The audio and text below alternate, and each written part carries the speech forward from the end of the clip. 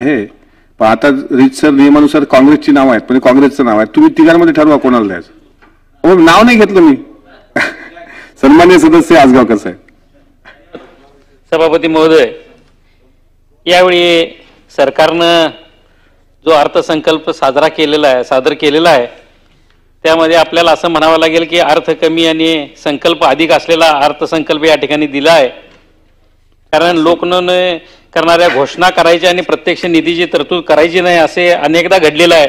याचंच उदाहरण म्हणजे आमच्या सगळ्या शिक्षक आमदारांनी या ठिकाणी त्याचा उल्लेख केलेला आहे.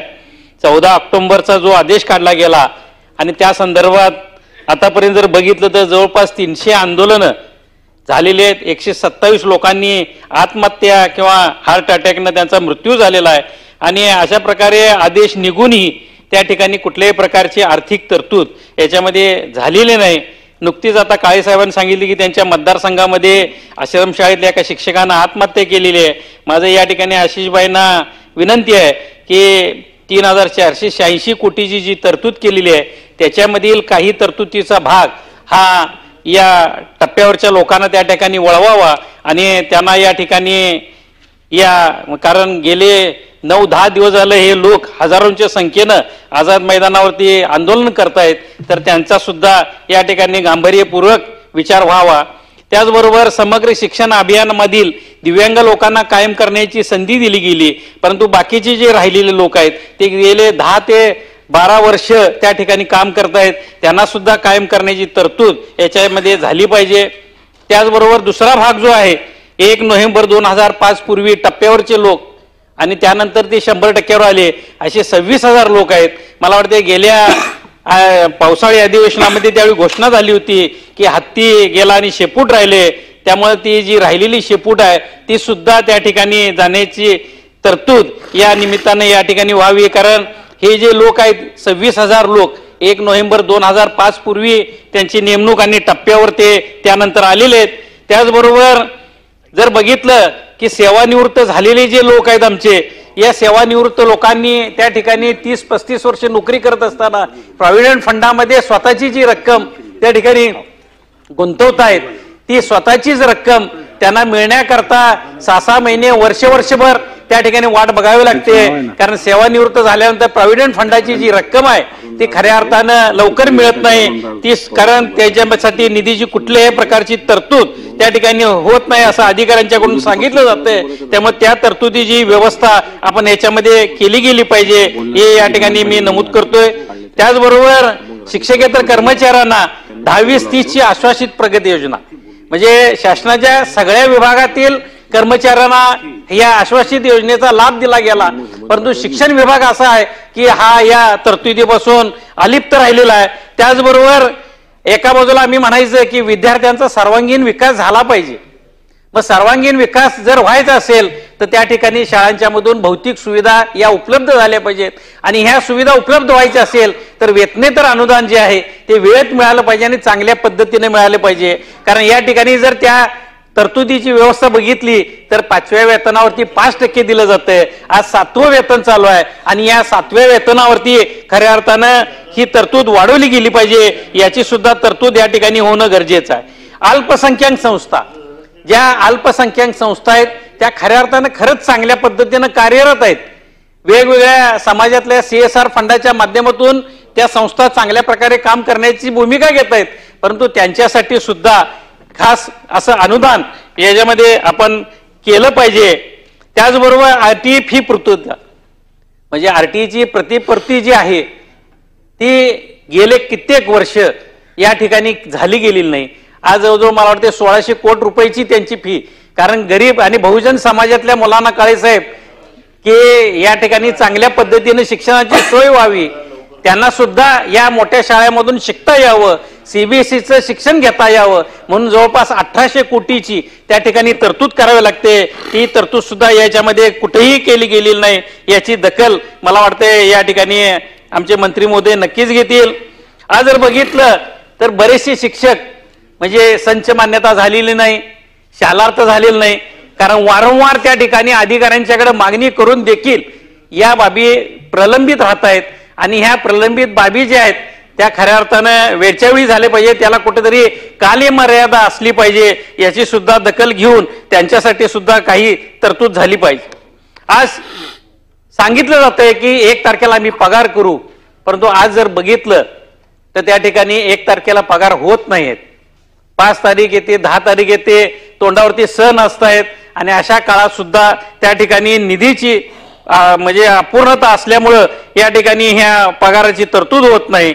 आज वरिष्ठ महाविद्यालयामध्ये जर बघितलं तर 2001 पूर्वीची महाविद्यालये जी आहेत त्याची फाईल वरिष्ठ म्हणजे उच्च शिक्षण तंत्र शिक्षण मंत्रालयानं तयार करून ती वित्त विभागाकडे पाठवलेली आहे, परंतु त्याला कुठल्याही प्रकारची मंजुरी त्या ठिकाणी मिळत नाही आहे.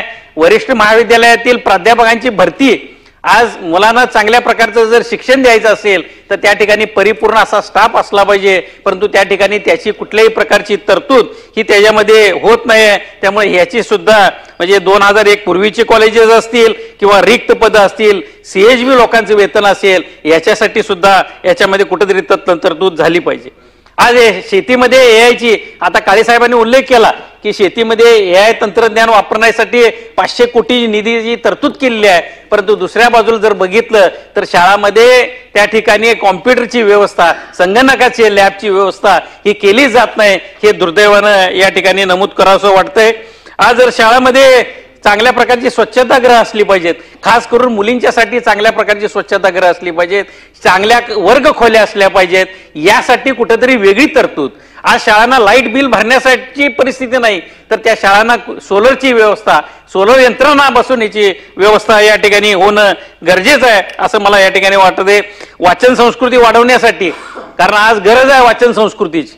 आज जर बघितला तर इतिहासामध्ये जर आपण गेलो तर बऱ्याच लोकांना इतिहास माहिती नाही आणि अशा वेळी खऱ्या अर्थानं वाचन संस्कृती वाढली पाहिजे. आणि वाचन संस्कृती वाढायची असेल, वाचन म्हणजे चळवळ वाढायची असेल तर त्यासाठी ग्रंथालय सक्षम करणं गरजेचं आहे आणि ह्याच्यासाठी सुद्धा याच्यामध्ये कुठल्याही प्रकारची तरतूद दिसत नाही. ती तरतूद करता येते का ही आपण बघावी. आज मराठी भाषेला अभिजात दर्जा दिलेला आहे, चांगलं अभिनंदन आहे शासनाचं की मराठी भाषेला अभिजात दर्जा दिला, परंतु दुसऱ्या बाजूला जर बघितलं तर मराठी माध्यमांच्या शाळा ज्या आहेत त्या आमच्या टिकतायत का नाही अशी शंका या ठिकाणी निर्माण होते. त्यामुळे या मराठी माध्यमांच्या शाळांसाठी सुद्धा त्या ठिकाणी चांगल्या पद्धतीचं नियोजन किंवा चांगल्या पद्धती तरतूद असणं गरजेचं आहे. आज चांगल्या प्रकारचे उत्तम प्रकारचे खेळाडू तयार झाले पाहिजेत आणि खेळाडू तयार व्हायचे असतील तर चांगलं क्रीडांगण असलं पाहिजे, त्या ठिकाणी खेळाचं साहित्य असलं पाहिजे. यासाठी सुद्धा कुठल्याही प्रकारची तरतूद याच्यामध्ये दिसून येत नाही. क्रीडा शिक्षक असतील, कला शिक्षक असेल, यांची सुद्धा त्या ठिकाणी चांगल्या पद्धतीची व्यवस्था ही व्हायला पाहिजे, ती दिसत नाही. आज जर बघितलं तर त्या ठिकाणी या सरकारनं थोर पुरुषांच्या स्मारकांची घोषणा केली. खरोखर त्या ठिकाणी या घोषणेची पूर्तता झाली तर लोकांना समाधान वाटेल, कारण थोर पुरुषांची त्या ठिकाणी स्मारक होणं गरजेचं आहे की त्याच्यापासून एक चांगल्या प्रकारची ऊर्जा या समाजामधील युवकांना त्या ठिकाणी मिळणार आहे. आज याचबरोबर या ठिकाणी जर बघितलं तर राज्याचं जे कर्ज आहे ते जवळजवळ 9 लाख कोटीवरती पोहोचलेलं आहे आणि हे होत असताना जी तूट दाखवलेली आहे ती 1,35,000, म्हणजे तूट ही प्रत्येक वर्षी वाढतच निघालेली आहे. याचा सुद्धा कुठेतरी आम्ही गांभीर्याने विचार करणं गरजेचं आहे असं मला या ठिकाणी नमूद करावंसं वाटतंय. आज आद्य शिक्षिका ज्ञानज्योती सावित्रीबाई फुले यांचे जन्मगाव असलेल्या नायगाव या ठिकाणी त्यांचं स्मारक आणि महिला प्रशिक्षण केंद्र उभारण्यात येणार आहे याची घोषणा केली आहे, परंतु याच्यासाठी कुठल्याही प्रकारची तरतूद मात्र यामध्ये दिसून येत नाही. आज डॉक्टर बाबासाहेब आंबेडकर यांचं स्मारकाचं जे काम चालू आहे, वर्षानुवर्ष त्या ठिकाणी आम्ही नुसतं बघतोय की काम चालू आहे, परंतु काम पूर्णत्वाकडे नेण्याच्या दृष्टीनं जे करावं लागते त्याची सुद्धा तरतूद या ठिकाणी होणं गरजेचं आहे असं या निमित्तानं मला सांगावंसं वाटतंय. आज जर बघितलं तर या तंत्रज्ञानाचा वापर नक्की होणार आहे, परंतु त्या ठिकाणी शेतकऱ्यांच्या आत्महत्या का होत आहेत याचा सुद्धा अभ्यास करून त्या ठिकाणी या शेतकऱ्यांच्या आत्महत्या थांबतील यासाठी ज्या काय तरतुदी कराव्या लागतील त्या करण्याची बाब या ठिकाणी करावी. आज सारथी असेल, बार्टी असेल, महाज्योती असेल किंवा अनुसूचित जातीचे विद्यार्थी असतील यांच्यासाठी त्या ठिकाणी वेळोवेळी चांगल्या प्रकारची शिष्यवृत्ती आणि ती वेळेत मिळण्याची तरतूद सुद्धा झाली पाहिजे. अंगणवाडी सेविकांना त्या ठिकाणी 50 रुपयाची सुद्धा वाढ या ठिकाणी झालेली दिसून येत नाही. आज जे काय संकल्प पत्रात त्यांनी दिलेल्या घोषणा होत्या त्या घोषणांची पूर्तता या ठिकाणी करणं गरजेचं आहे. त्याचबरोबर या ठिकाणी उच्च शिक्षणाला जर बघितलं तर 810 कोटीची फक्त तरतूद केलेली आहे. ही तरतूद जर बघितली तर फार अल्प अशी तरतूद आहे. त्यामुळे या सगळ्या बाबीचा विचार करता म्हणजे पुन्हा एकदा या ठिकाणी आवर्जून आशिषबाईंना मी सांगू इच्छितोय की आमच्या टप्प्यावरची जे लोक आहेत या टप्प्यावरच्या लोकांच्या बाबतीत त्या ठिकाणी आपण गांभीर्यानं विचार करावा आणि त्यांचा टप्पा त्यांना तात्काळ देण्यात आपण निर्णय करावा एवढीच विनंती या माध्यमातून करतो आणि या ठिकाणी थांबतो. धन्यवाद. धन्यवाद. सन्मान्य सदस्य अरुण लाड साहेब. सभापती महोदय, तांबे साहेब